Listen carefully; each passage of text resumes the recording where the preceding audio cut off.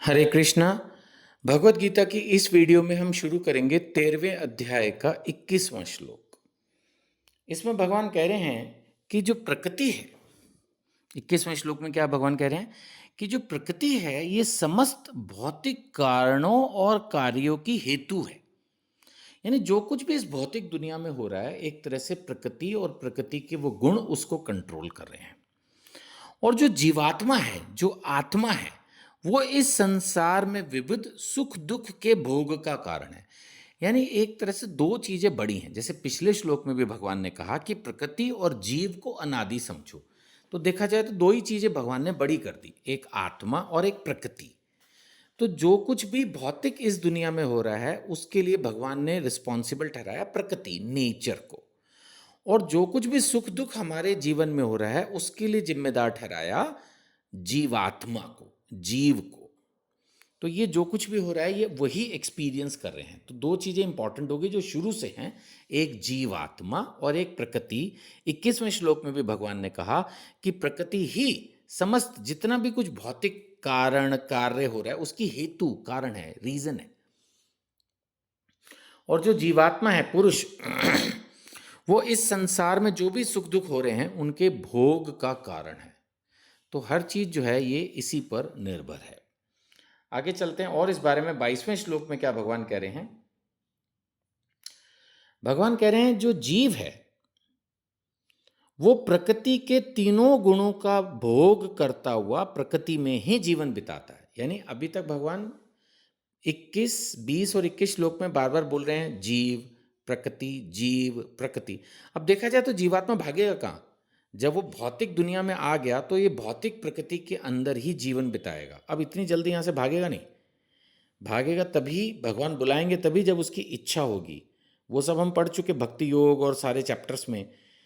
और इसमें भी भगवान ने बहुत अच्छे से क्लियर किया था। 13वें अध्याय में भी एक पूरा 4-5 श्लोकों का संग्रह था, आप सुन चुके हो, कि उसमें भी अनन्य भक्ति आदि की बातें आई थी। तो वो तब होगा, अदरवाइज इस प्रकार जीव प्रकृति के तीनों गुणों का भोग करता हुआ, यहाँ पर उसको जो भी मैंने कहा ना, राजा बनने का शौक होता है, कंट्रोलर बनने का शौक होता है, वो शौक पूरे होते हैं।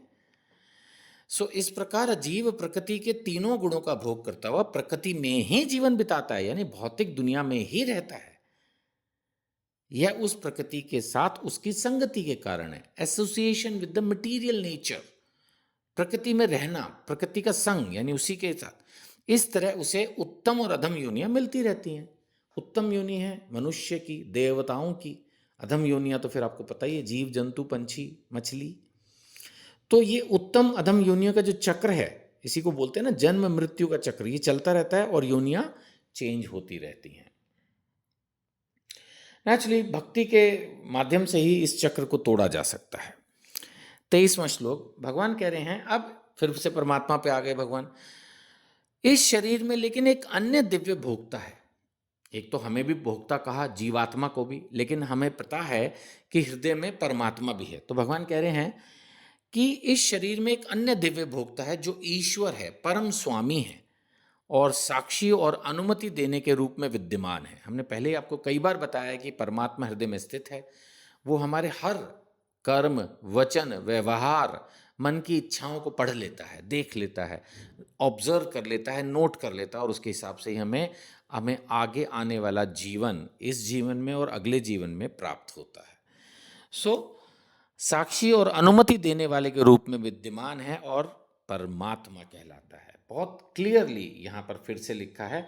एक और श्लोक हम ले रहे हैं इसमें, 24वां श्लोक। आगे भगवान कह रहे हैं जो व्यक्ति प्रकृति, जीव और प्रकृति के गुणों की अंत्यक्रिया, इंट्रैक्शन से संबंधित इस विचारधारा को समझ लेता है, फिलॉसफी को क्लियर कर लेता है, यानी कंफ्यूज नहीं हो रहा। वो भगवान का भक्त है। वो समझ रहा है कि भगवान ने प्रकृति क्रिएट की, वो समझ रहा है कि मैं जीवात्मा हूं, भगवान का अंश हूं, वो समझ रहा है कि भगवान ने परमात्मा को भी भेजा है, वो समझ रहा है कि प्रकृति के 3 गुण हैं, फिलहाल अब मैं यहाँ आ गया हूं तो मुझे इन्हीं तीनों गुणों को भोगना है। वो ये समझ रहा है कि परमात्मा हमारा कंट्रोलर है। वो ये समझता है कि भाई एक आध्यात्मिक जगत है, वैसे तो असंख्य आध्यात्मिक जगत है, वैसे मतलब समझने के लिए, बोलने के लिए एक आध्यात्मिक जगत होता है। अगर मुझे अपने आध्यात्मिक नेचर के हिसाब से आध्यात्मिक जगत में जाना है तो मुझे अपने मन में आध्यात्मिक इच्छा करनी होगी, कृष्ण की भक्ति की इच्छा करनी होगी, फिर परमात्मा मुझे सच्चे गुरु से मिलाएगा।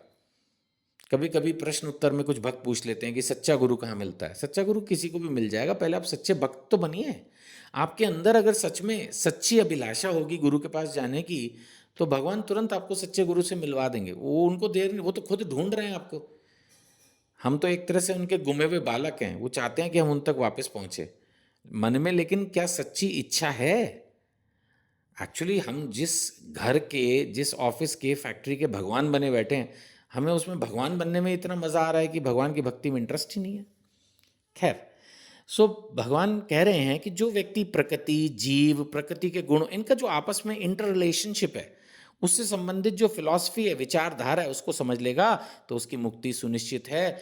उसकी वर्तमान स्थिति चाहे जैसी हो, पर उसका पुनर्जन्म नहीं होगा, यानी फिर तो वो मोक्ष को प्राप्त हो ही जाएगा। जय हो। हरे कृष्णा।